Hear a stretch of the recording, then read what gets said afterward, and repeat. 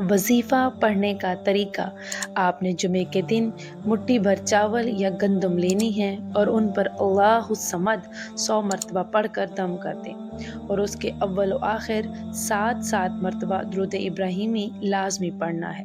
جب آپ عمل مکمل کر لیں تو جس گندم یا چاولوں پر آپ نے یہ عمل کیا ہوگا اس کو دوبارہ اسی گندم میں ڈال دینا ہے، یا اگر چاول لیے ہیں تو دوبارہ اسی چاولوں میں واپس ڈال دیں۔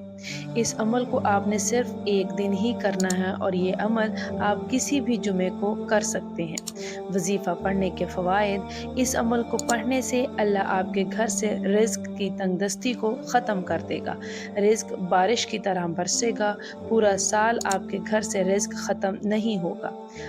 اللہ تعالیٰ رزق کے بند دروازوں کو کھول دے گا اور آپ کے لیے رزق کے وسیلے پیدا کر دے گا جن کے بارے میں آپ نے کبھی سوچا بھی نہیں ہوگا۔